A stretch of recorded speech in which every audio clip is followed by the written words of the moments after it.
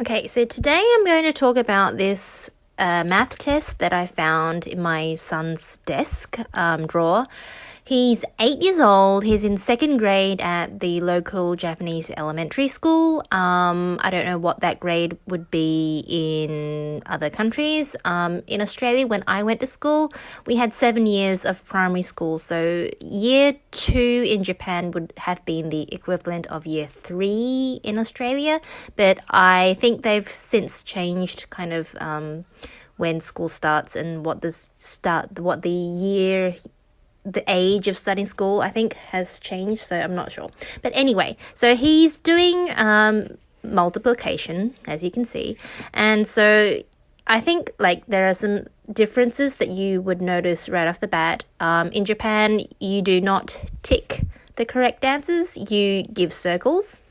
And if you get anything wrong, I think he actually got this one wrong initially, and so she's kind of put that line through it.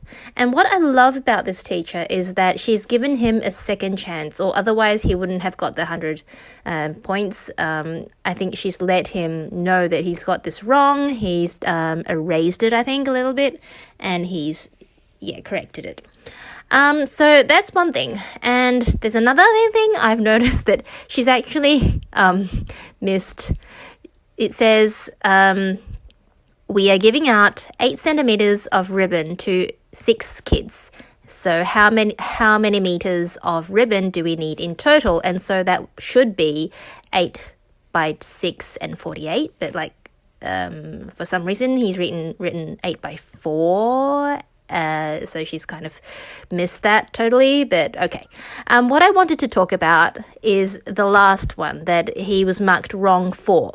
And now I'll translate it for you. There are 8 benches that you sit on, okay? And so each bench will have 4 kids each sitting on them. And so how many kids are there in total? So in the English language, we say there are 8 benches of 4 kids each. And so that would be 8 multiplied by 4 equals 32.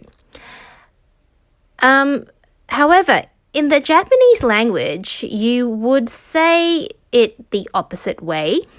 And so you say 4 kids, brackets, on 8 benches exist. Do you get this? Am I making sense? So the language kind of requires you to say what the actual object is and not the number of it. Like in English, you'd say, I have 2 apples. But in Japanese, you'd say, リンゴが2つあります. And the number comes afterwards. And so that kind of makes this situation where the Japanese language kind of wants you to say it in the opposite way as to what you would say in English. And so there is a lot of debate about this, whether the order of multiplication should be, should it be the way you say it in your language, or does it not matter? Because obviously 4 multiplied by 8 will be the same answer as 8 multiplied by 4. And so the people who say, look, it's math, it does not have anything to do with language, it's a universal language, it should not matter which way you write it. And then there are people who say, yeah, it's a universal language, but they're in primary school or elementary school. And so the kids will get confused if they're allowed to kind of switch the number that is being multiplied versus the number that is multiplying. Oh, I don't know. So this teacher seems like she wants the kids to write the multiplication in the linguistically correct order.